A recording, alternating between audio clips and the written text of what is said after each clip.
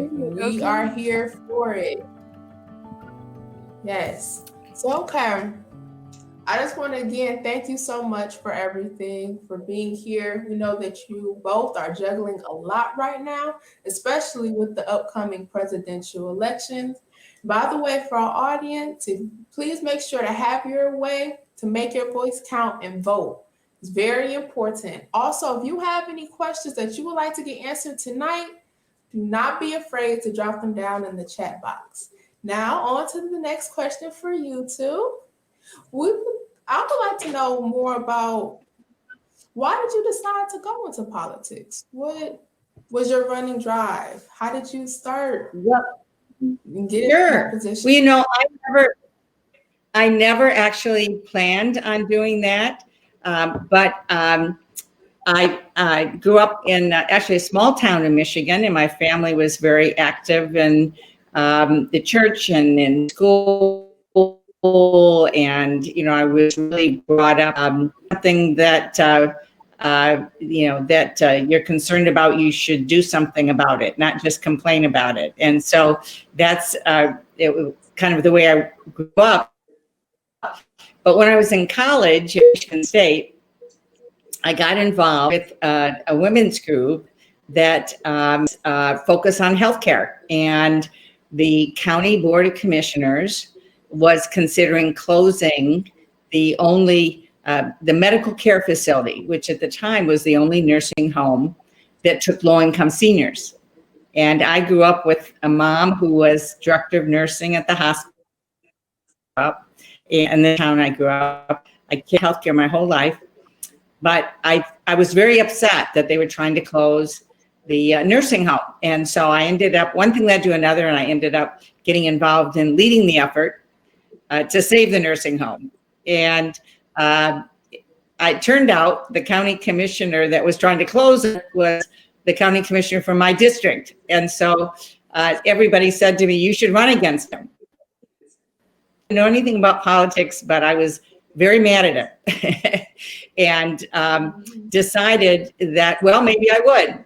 And so I didn't know a whole lot about it, but I went out and knocked on doors and talked to people and talked to them about what I thought was important for the neighborhoods and the community. And one thing led to another, and I ended up beating him. And I should tell you, I was 24 at the time, and he called me that young broad, and the young broad beat him. So there. So,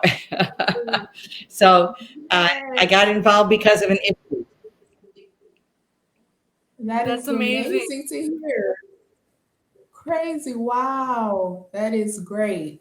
You went ahead and made direct change. What was important to you, you went and fought for it. I love that. And now you are who you are today. That is beautiful. What about you, Mayor Mike Duggan?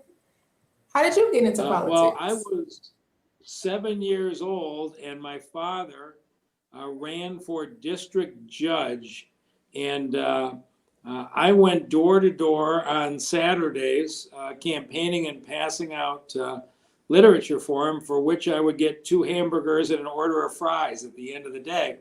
And my father was endorsed by all the legal authorities as the highest qualified. And then when the results came in, he got clobbered by somebody who was better known for having run for city council. And so I got a lesson at an early age that the most qualified person didn't win, but the person who ran the best campaign did. And so from then on, I got to work running campaigns, and I've had a chance to help Debbie Stabenow a few times in her campaigns, but I found it's really easy when you have a great candidate. Oh, definitely. Oh, that's beautiful. We have the connection team. I love it. Okay. So on to the next question. I'm going to pass it on to Lessely. Hi, that's amazing. I love your guys' connection and how you got to be mayor and senator. So this question is for Mr. Mayor. Mr. Mayor, what is the hardest thing about your job? Just the time. So last couple days, we started out at 6 in the morning, and I'm still going now, but let's see, today we got to pass a proposal through council that Amazon is going to build a huge distribution center and hire 1,200 people at the state fairgrounds. And then I went from that to spend time with the next First Lady, Jill Biden. She toured an area of Detroit where people are taking vacant land and turning it into gardens and feeding hundreds of people. And then I get to come home and talk to the next generation of talent. So there's not enough hours in the day to talk to everybody we want to talk to. So the hardest part about the job is the hours, but really the best part is the people you get to meet during those hours. Amazing answer. Thank you. Wonderful. So now we're going to move on with wisdom. Yes, we can pass it on, but I love that. Like, yes, it's not too many. Yes, there's cons, but the pros always outweigh. That is amazing to hear. Senator Stabenow, I would want to know, what do you mostly get involved with? Like, I know you must have so many interests, and you started with one. What do you feel like you're most involved in at the moment? What am I most involved in? Yes, and what do you really There's so many things I care about for you, for our families in Michigan, and so much going on right now. But I have to say the biggest focus for me, in a little different way right now, but it remains my biggest focus, and that is healthcare. And right now, because of COVID-19, there's so much that we need to do together to understand how to get our arms around this virus and have the rapid testing and the protective equipment and everything we need, and eventually a vaccine for the virus, so that we can all get back to our lives. And this has been so disruptive and scary, and we've lost too many lives in Michigan, too many lives in the country, but about 7,000 moms and dads and grandpas and grandmas and friends and loved ones in Michigan. And so I am very, very focused on what we need to do to manage this, get our arms around it, be able to get through it, and keep as many people safe as we can. And in addition to that, how do we make healthcare better? How do we make it more available and affordable for people? And the other piece of that is healthcare that I care deeply about, spent my whole life focusing on, is mental health and substance abuse services, what we call behavioral health, because I believe that healthcare above the neck be treated the same way as healthcare below the neck. And so and that's part of COVID too, because it's so hard for people to get the care they need that folks are going through. So being able to provide those kinds of services are also very important. So my life's work, in one way or another, it started with healthcare, and it has continued in some way about access to healthcare, because I believe it's a right, not a privilege in our country, and we never know what's going to happen. And whether it's ourselves or people we love, we want to make sure that the healthcare is available. So that no matter what I'm working on, I always somehow come back to focusing on healthcare because it's so important. Yes, safety should definitely be our number one priority, especially during this time. And I love what you said about mental health, because we go to the doctor. Actually, I learned this quote within the Life Leaders program. We go to the doctor for everything else. If we broke a bone or we're really sick, well, what about our mental health? What if we're not feeling good and where we are emotionally? We need to get checked out for things in that nature. It doesn't even necessarily have to mean we are quote unquote insane, but just in general, we are taking care of ourselves and making sure that we don't lead to that point of mental insanity. So yes, thank you so much for caring about those causes. Yes. Well, thank you for caring, Senator. That's really important. I find it amazing that you really care. Mr. Mayor, what is your favorite restaurant? Well, my favorite restaurant is the Jolly Pumpkin in Midtown, which is kind of a stand-up pizza restaurant. But the reason is because of the memory. I got to be friends with President Obama, and his last year, the last time he came to Detroit, they called and they said they wanted me to come out and meet him at the airport. And so I met him at the airport, and he drove me in the Beast. You've seen the president get into that big bulletproof vehicle. They call it the Beast. So President Obama and I rode in the Beast, and he said, I'm going to take you to lunch. And they won't tell you ahead of time because Secret Service won't tell you where you're going. I said, where are we going? And he said, the Jolly Pumpkin. And I don't know how he picked it, but President Obama and I went to the Jolly Pumpkin. We stood in line and ordered with everybody else, and he bought my pizza. And he and I sat on a bench in the middle of the restaurant. And everybody took pictures that the mayor was having lunch with President Obama at the Jolly Pumpkin. So that'll always be my favorite restaurant. I think that's amazing. Wonderful story. I think it's amazing how you have a story to your favorite restaurant. So we're moving on with wisdom. Yes. But yes, Senator Stabenow, hey, we all enjoy food over here. And so we would love to know, what was your favorite restaurant? Oh my goodness, I have so many as the mayor is talking. What a fun story.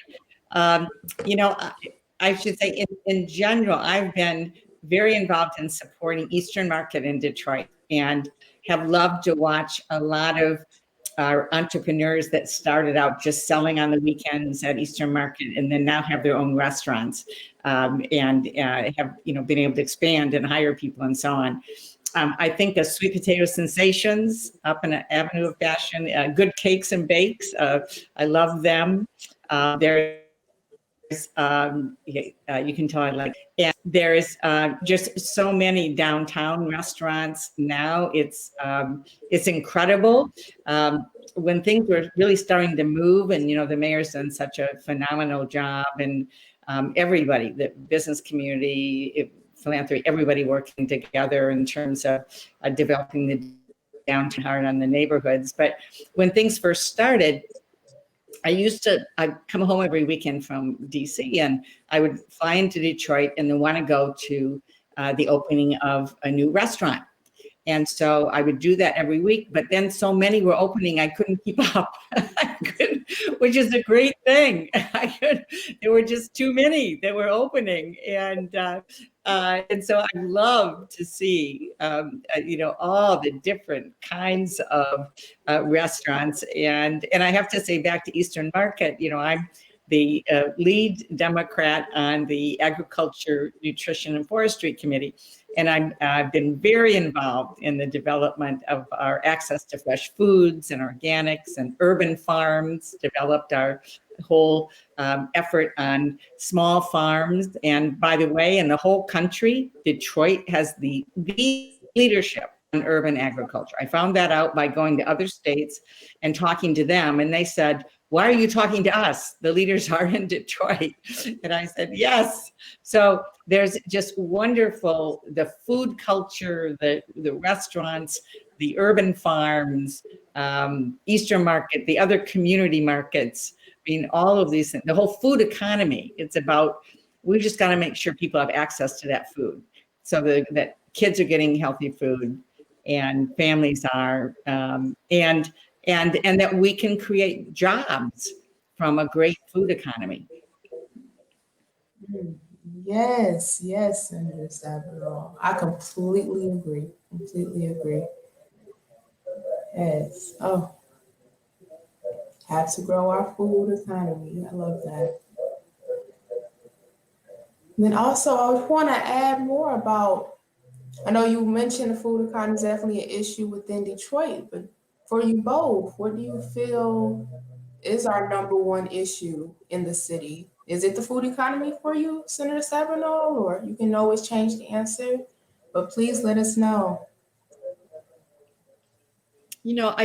For me, I guess it's broader than one issue. Yeah, food, certainly food. It's technology. It's access to education, making sure that everybody who's part of life leaders can get the education, the skill development that you want and need, whether that's traditional college and university, whether it's skill development in other ways. I mean, we need all kinds of skills.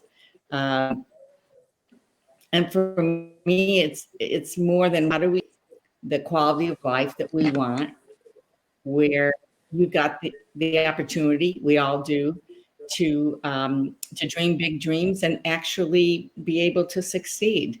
And in the process of that, to know that you have a safe home and food on the table and, access to all the things that we all want. And if we have a vibrant city, if we have good paying jobs, if we have safe neighborhoods, if we have safe quality schools, good drinking water, clean air, I mean, all of those things, they all come together. And the other thing I would say is that, and that means we have to pay attention to government. You're talking about voting. You have wonderful business leaders in Detroit, but we have to have public leaders as well. Government is not a dirty word. It's what we do together. And it's those things that are important for all of us that need to be done together as a community. And if we want to have them done right, then we have to have the people we think share our values and have the best ideas, and that means voting. And I think it means voting today more than ever. It's easier to vote in folks that you think that you can trust and that you think have integrity and are smart and will do the right thing than it is to not vote and then spend the rest of the time complaining or trying to get folks, to do something after they've been voted in that maybe they disagree with. So voting it's our power, it's our voice, and government will affect you, whether it's city government or state government or federal government. It affects you whether it's going to affect you either way. Question is, do you want to be involved in in creating the right direction and the right people to hopefully work hard and make the right decisions? Definitely. You got to get out and vote, everybody. True, true, true. Make sure that whoever you're voting for is the best person that you feel like will make a direct change. What about you, Mayor Mike Duggan? And I think, yes, oh wait, go ahead. What do you believe is the number one issue going on in Detroit? Well, I think the digital divide is a big issue. And you look at the young people in Detroit and the chance to really develop and compete.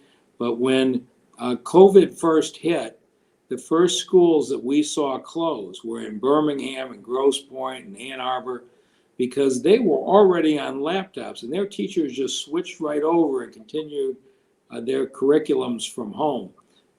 And in Detroit, we got a long way to go to make sure our young people have access to computers, have access to internet connection, and have teachers who can teach. So I think your group's doing a great thing today. So as you can tell, I'm on the wrong side of the digital divide. I'm having trouble managing this technology, and I think you're moving it forward. But we need to make sure that young people in Detroit have the same access to the internet that people in the wealthier communities have. Definitely. No, I completely agree. Technology is the most valuable thing right now. Yes, we want to just thank you all. I think that's all the time that we have. We appreciate you so much for being here to talk with us. Thank you for And we being definitely have to here. check out. Yes. taking your time out of your day and just come to talk to us. It means a lot to us and to our organization, Life Leaders. So thank you so much. You two are Thank excellent you. questioners. Thank you. Looking forward to you as our future leaders.